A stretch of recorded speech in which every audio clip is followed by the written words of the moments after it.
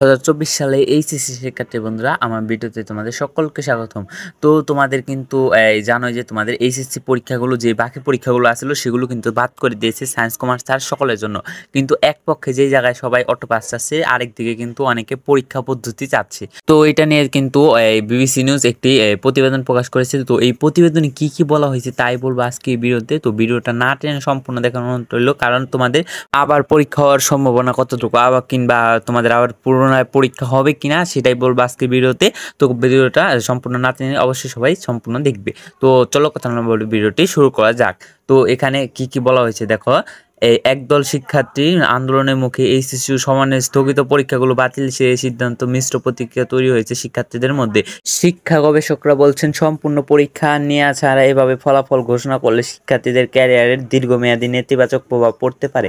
বিশ্ববিদ্যালয় ভর্তি থেকে শুরু করে উচ্চ শিক্ষার সর্বস্তরে এমনকি কর্মজীবনে জটিলতা সৃষ্টি হবে। স্থগিত পরীক্ষাগুলো বাতিল না করে প্রয়োজনে পরীক্ষার্থীদের আরও সময় দেওয়া, সিলেবাস সংক্ষিপ্ত করা সহ নানা ধরনের পরামর্শ দিচ্ছেন শিক্ষকরা।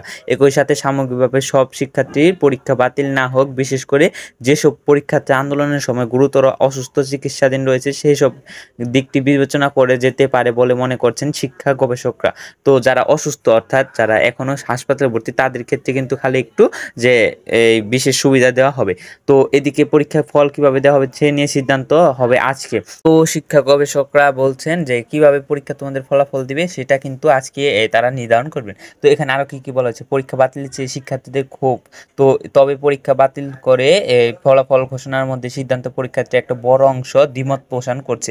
সামাজিক যোগাযোগ মাধ্যমে এভাবে অটো পাসের বিষয়টি ক্ষোভ প্রকাশ করে দেখা গেছে পরীক্ষার্থী ও অভিভাবকদের মধ্যে। জগন্নাথ বিশ্ববিদ্যালয়ের শিক্ষক ফাতিমা আমিন ফেসবুকে নিজের এইচএসসি পরীক্ষার্থীর মেয়ের কথা তুলে এই সিদ্ধান্তে উদ্বেগ প্রকাশ করেছেন। তিনি বলেছেন, কিছুক্ষণ আগে ফোন করে ভীষণ কাঁদলো মেয়েটা, পরীক্ষা বাতিল হয়েছে, ভীষণ খেটেছিল ওইবার। তো ওরা বন্ধুরা নাকি খুব খুশি, ওরা বুঝতে পারছে না যে কি ভয়ঙ্কর ভবিষ্যতের মুখোমুখি হচ্ছে যাচ্ছে তারা।